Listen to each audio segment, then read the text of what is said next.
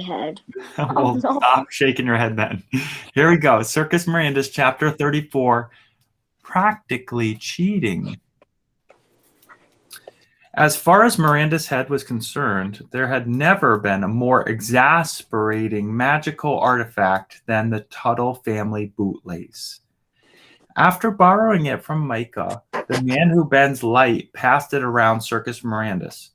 No, he paraded it around Circus Mirandus. He told everyone and anyone who would listen about how brave Micah Tuttle had nearly died trying to save his grandfather's life, and then he told them that only one thing stood in the way of Ephraim's miracle: the manager.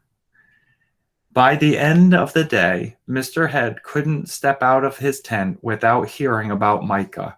As a matter of fact, he couldn't even step into his tent without hearing about Micah. He was unfortunately fluent in elephant. He soon felt like he was under siege in his own circus. The man who bends light was wise enough to steer clear of him while he put his plan into effect. But he reappeared the next day when Mr. Head was making his rounds. He looked as smug as a cat in a creamery. Wasn't this a tad juvenile? Mr. Head groaned when the magician joined him on his walk. Couldn't we have spoken about the matter in private? I wanted you to know I have the public's support. You neglected to tell me he was Victoria Starling's grandson. The man who bends light didn't have the decency to look ashamed of himself. Chintzy is as good at keeping secrets as usual, I see, he said. Does it matter? The manager sighed. You know it's not completely irrelevant. After her years here, she may not have aged as quickly as a normal person. As far as we know, she's still out there scheming. Ephraim was a good person. Micah is a good person. I am aware of that. I want you to change your mind. Really? Mr. Head grumped. I had no idea. Was he being sarcastic there? Yes, he was being sarcastic. They stopped walking when they reached the gates and looked back toward the tents. Circus Mirandus bustled as it always did. It was a joyful place, a safe place, and ultimately the manager was the one who was responsible for keeping it that way. Very well, he said at last, but I have one condition. Grandpa Ephraim's funeral wasn't a big event, so we never found out what the condition was. We will learn what the condition is soon.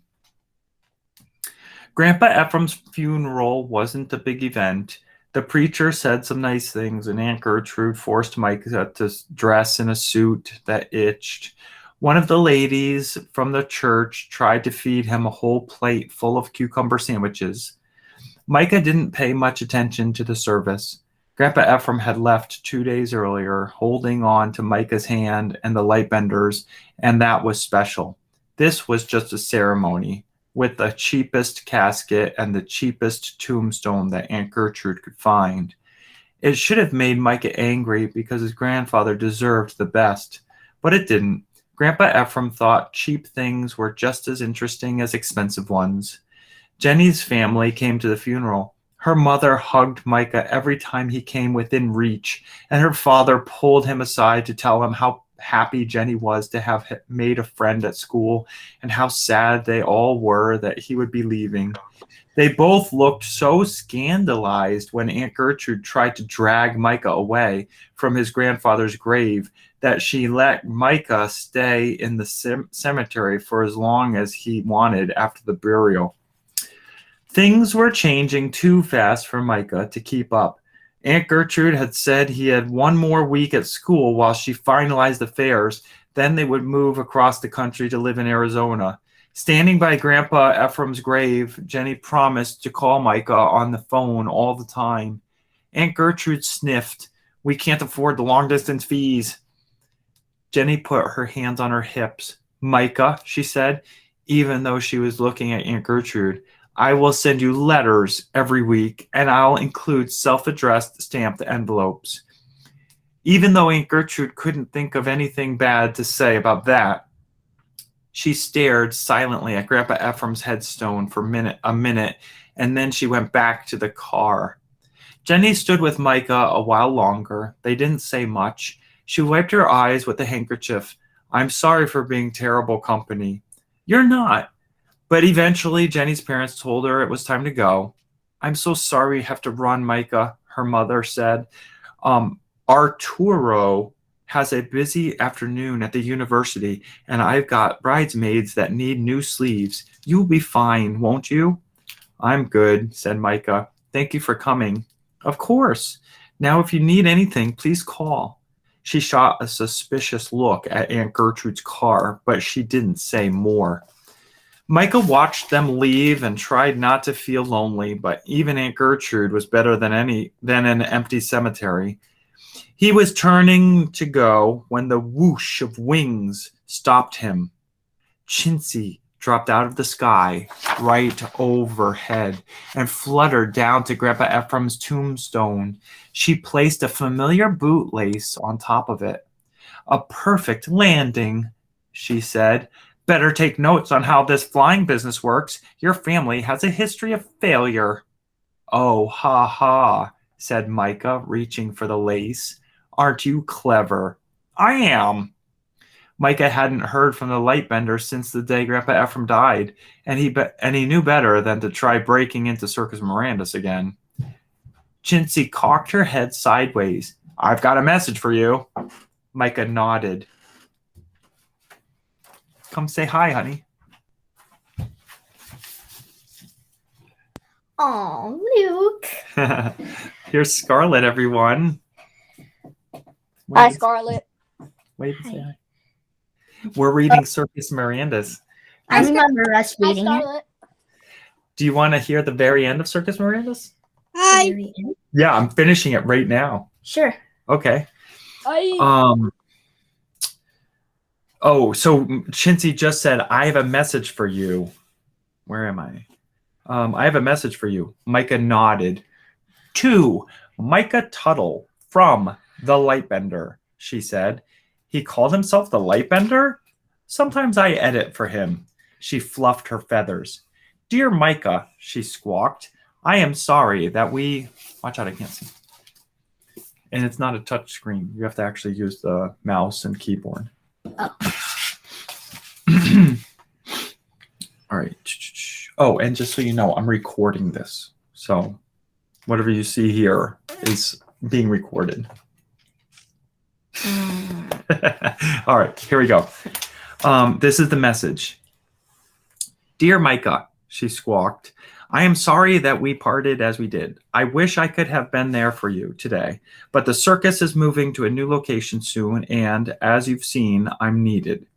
Chintzy paused to scratch her head with one foot, and then continued. Remember what I told you about magic. You have more than a bit of it in yourself. Be careful not to let it slip away from you, and you'll always be able to hear the music. Whatever you choose to do with yourself, you are a brave, clever young man, and I know you will go far in life. End message, said Chintzy. Would you like to hear the part he cut out? She asked eagerly. Micah frowned. If he cut something out, doesn't that mean he didn't want me to hear it? He was trying to stick to Mr. Head's rules. Don't tell me. I don't want him to be in trouble with Mr. Head. It's about your grandfather's miracle. Tell me, said Micah. Chintzy bobbed up and down. It was a postscript. It said, don't look down. That's it? Good thing he took it out, Chintzy squawked. A big fat hint like that. He was practically cheating. And that's the name of this chapter, Practically Cheating. Are you guys ready for the very last chapter of Circus Mirandus? Yes. Yeah? Yes. Okay, here we go. Yes. Chapter 35. Hold on. As it turns out, There's 2 more chapters, but they're super short. Here we go. Chapter 35 is On the Way to Arizona. Micah's last week at home wasn't a good one. The Lightbender's message begged to be deciphered, but Micah had never been much good at riddles. Jenny came up with a list full of ideas, each more unlikely than the last. She wasn't holding up well. Every time Micah mentioned his departure, she grew tearful. I remember this part. Scarlett remembers this part. And if I were to show you guys the picture at the beginning of the chapter, it would be a huge hint. It like shows what happens right now. I'll show you the picture of it after reading about it. Luke is on our laps. Okay, here we go. I promise I'll write, Micah said over lunch one day. All the time. You'll probably get tired of me. It took Micah Jenny sniffled. I always wanted a pen pal. It took Micah several days to think of what he could do for Jenny. He wanted to thank her for all her help. When he finally came up with an idea, he worried that Jenny would think it was embarrassing or just weird, but he wanted her to have something to remember him by, and he wanted her to have a little magic of her own. It's a bracelet, he blurted out as he handed her the newspaper-wrapped present on his last day of school. You're supposed to let me open it first. She tore into the newspaper and opened the box to find the knotted blue string inside. It's like my bootlace, said Micah, only the knot is like me instead of you. He felt his cheeks redden. It's kind of a friendship bracelet, so we won't really be apart, no matter how far away Aunt Gertrude takes me. Jenny let Micah tie it around her wrist, and then she burst into tears. You don't like it? She hugged him so tightly that he almost strangled. I don't want you to go, she sobbed. You shouldn't have to go. Your aunt's awful. Micah sighed and patted Jenny on the back. It's okay, really. Stop. It won't be forever. She pulled away from him. What do you mean? She swiped at her eyes with the back of her hand. One day, those of you who are chatting, you may have missed my comment earlier before I started reading. Hi, Mrs. Trumbull. I would rather you not type into the chat, okay? Even if you are sorry for being late, Anthony, it's no big deal. I am recording this reading, and this is the very end of Circus Mirandus. Also, here's Scarlett, if you're just joining me.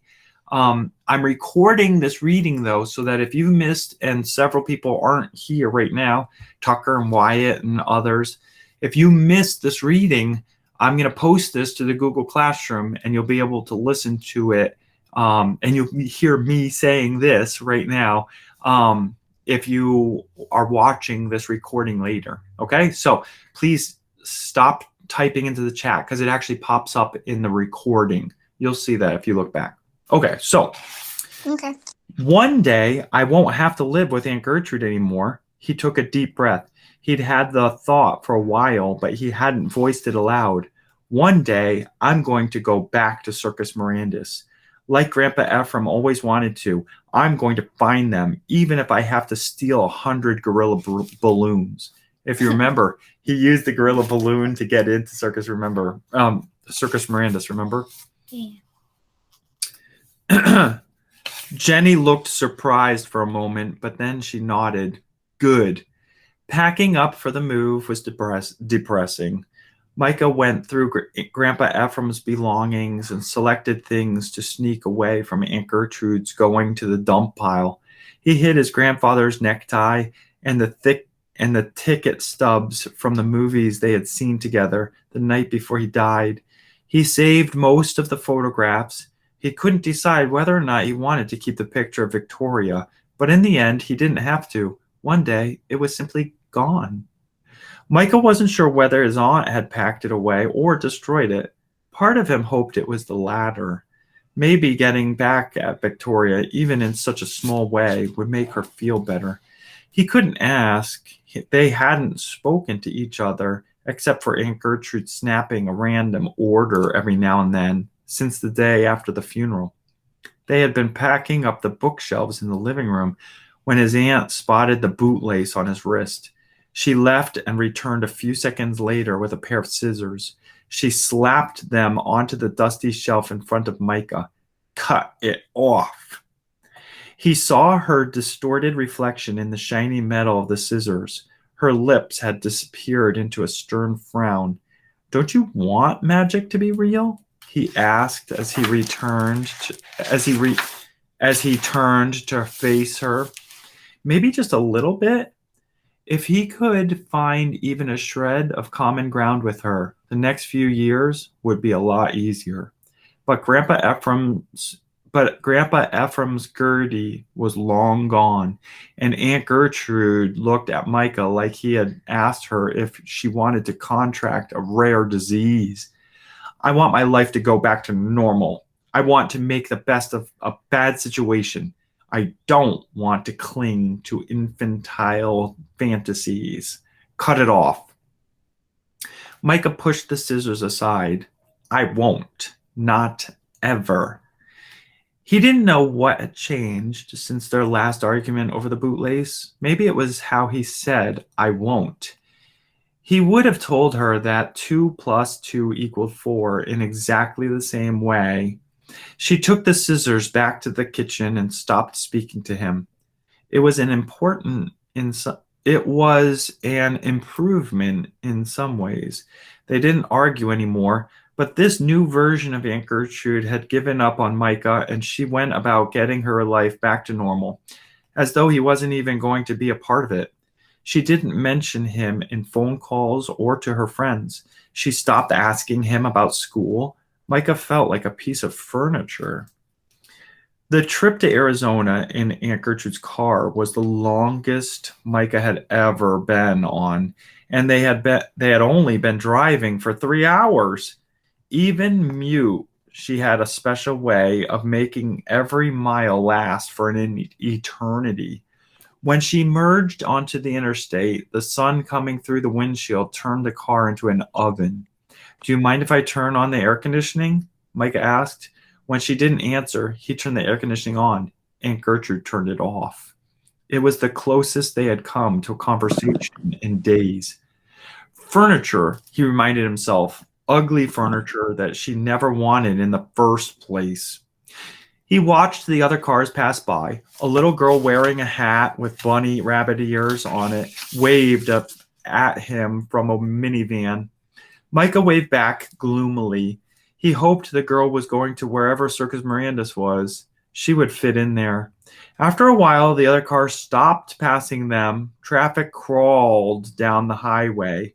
When Aunt Gertrude had to hit the brakes to avoid rear-ending the truck in front of them, she hissed like an angry old cat. People are so inconsiderate here. Not long after that, traffic stopped completely. They were caught in a jam. And listen to this. Here we go. Micah watched the families in the cars around them,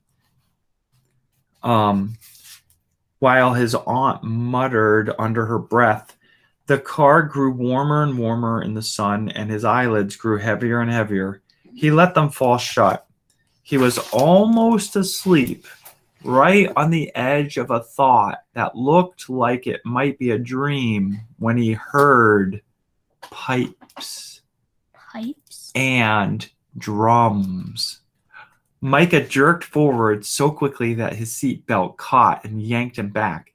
He unbuckled it and whipped his head around. They were still stuck in the traffic jam. Some people were getting out of their cars and stretching. Others were climbing on top of their vehicles to look ahead toward where the problem must be.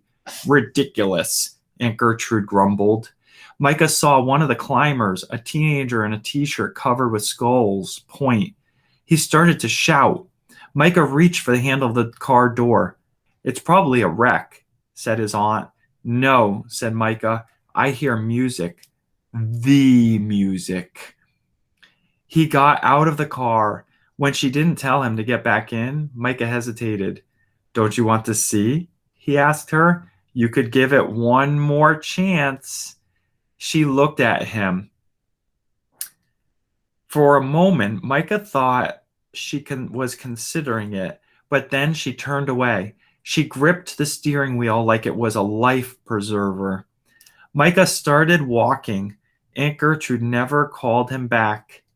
Micah passed minivans and tractor trailers and cars, and he still couldn't see anything but traffic. But the music was getting louder. He started to jog toward it, then to run. Please, oh please, he thought as his feet beat the pavement. When he reached the cause of the traffic jam, he stopped dead.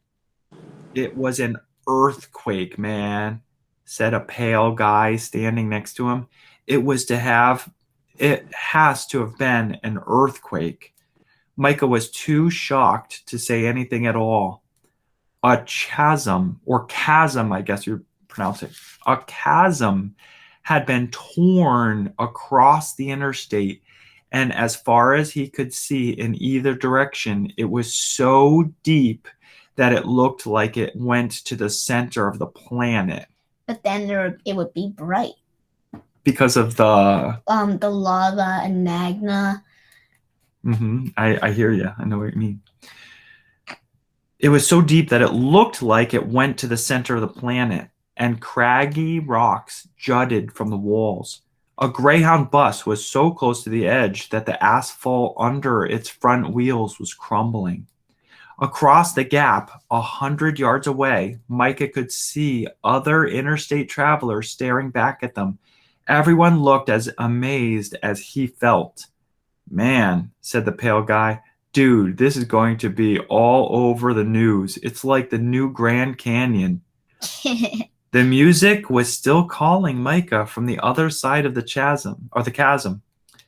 He couldn't possibly reach it. He walked right up to the edge and stared down. It was so far it made him dizzy, so far that it should have been impossible. It reminded him of how much it had hurt to fall from the gorilla balloon, and he took a step back. The drums pounded in his ears. The pipes filled the air. It was too cruel. Why would Circus Mirandus be calling him if following the music meant walking over the edge of a canyon? Maybe, thought Micah, maybe I'm just imagining it. Was it possible to want something so much that you could hear it even when it wasn't there? No, he decided. He knew he wasn't imagining the circus. Circus Mirandus was out there somewhere beyond this cliff. The light bender was out there. Micah inched forward until the toes of his sneakers were over the edge. He could feel the empty underneath him. His stomach clenched as though he'd already fallen. Don't look down there, he told himself. He started to take a step back, but then he paused. Don't look down. Micah said aloud. His voice echoed off the canyon walls. Micah knew this was one knot he couldn't untangle. Whatever he chose, he would be taking a huge risk. Stepping forward might mean falling to his death. Going back to... I'm going to show him a picture in just a minute, yeah. Going back to Aunt Gertrude might mean never seeing Circus Mirandus again. Was it worth it? Micah closed his eyes. He heard the pale guy shout, "Dude, that kid's gonna jump! Someone grab him!" But nobody did. Part of Micah waited for the ground to drop out from under him, but it never happened. He just kept moving forward, his eyes shut tight until the music stopped. He listened. It was very quiet now. He couldn't hear the roar of people or cars. His chest started to ache. He hadn't even realized he'd been holding his breath. He let it out in one big gasp and opened his eyes. In front of Micah was an almost empty stretch of interstate. Almost empty because a man in a long leather coat stood in the center of it beside an elephant. The light bender spread his arms wide and smiled. "Hello, Micah," he said. "How do you like my miracle?" chapter 3. Oh, here's the picture.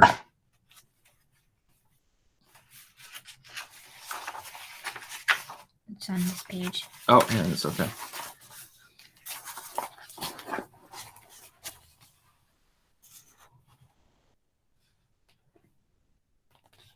Can you see it? Oh my God. So he's standing on the Wow. standing on the edge of the highway with a canyon. I know. Oh God. My God. All right. Oh my God. My God. My golly gosh. My God. I have Why be standing two, there? Why two pages left. Oh my God. Listen up. 2 pages left. Here we go. Grandpa Ephraim had never wanted the lightbender to save him. Oh, now we're going to find out what Grandpa Ephraim actually asks for. Are you ready for this? Yep. He never wanted the lightbender to save him. He hadn't wanted to use his miracle for himself, but for Micah. The lightbender explained everything as they rode Big Jane toward an exit sign. Grandpa Ephraim's last wish was for Micah to have the chance that he himself had lost. He had asked the lightbender to teach him to use his magic. He had asked him to take Micah to Circus Mirandus. I don't think you can imagine how shocked I was, the lightbender said. He was holding Micah close, as if he was afraid he might lose track of him if he let go. I have spent my life making magic for children, but I have never tried to teach a child before. I have certainly never tried to raise one. You're doing fine so far, said Micah. He was almost breathless with happiness. You're doing more than fine. He couldn't believe that this was really happening. He was going to live with the lightbender. He was going to learn magic. Grandpa Ephraim could have asked for anything for himself, and instead he gave Micah everything. Yes, well, the lightbender sounded a little embarrassed. I have not had the job for very long. I assure you that I will make plenty of mistakes in due course. And Mr. Head, Micah asked, he really doesn't mind? He was reluctant to risk welcoming someone so young and untried into our ranks because of what my grandmother did. The lightbender didn't disagree. He wanted me to make absolutely sure that you loved Circus Mirandus as much as we do. Micah realized then that the canyon across the interstate had been a test. That cliff, he said. Some of my better work, said the lightbender. Did you like it? Said Micah. Remind me not to make you angry, ever. The lightbender was still laughing when a familiar red-feathered blur plummeted out of the clear blue sky. Chintzy landed on top of Jean's head and dropped an envelope into Micah's lap. He looked at the return address. It was from Jenny. Do you know what that girl is going to do to my workload? The parrot huffed. You've been living with us for 10 minutes. Micah ripped it open, and a letter fell out along with a self-addressed stamped envelope. He was surprised to see that Jenny's handwriting was even sloppier than his own. Dear Micah, welcome to Arizona. My mom is letting me send this letter next day mail so that it will be waiting for you when you arrive. I hope the trip with your aunt wasn't too bad. I know you just left, but I already miss you. Thank you so much for my bracelet. It really does make me feel like you're not so far away. I've been doing some research on Arizona. I made a list of fun facts for you about the state. Daddy says we might have time to vacation this summer, and I'm trying to convince him that the desert will be more educational than Florida. I need to get this letter in the mail. So I better go now. Please write back. Your friend, Jenny Mendoza. P.S. Holy smokes, Chintzy.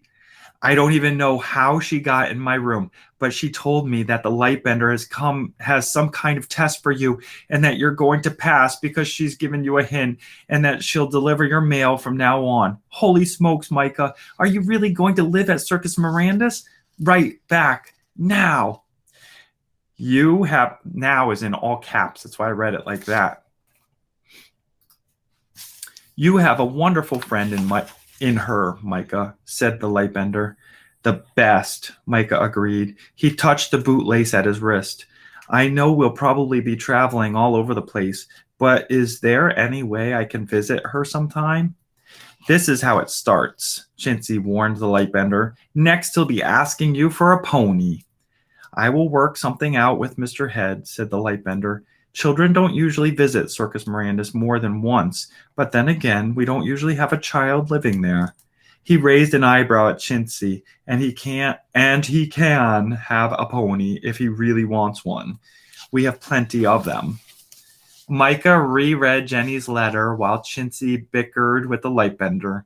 He couldn't believe how very good his life was going to be.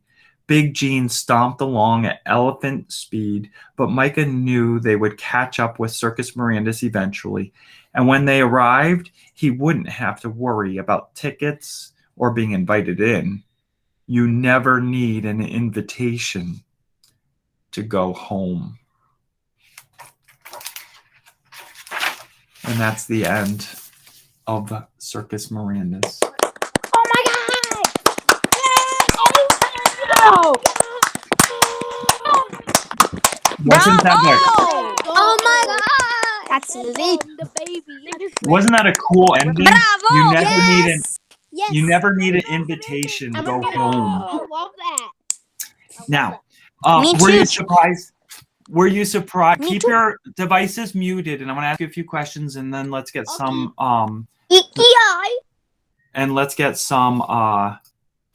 answers. Okay, ready?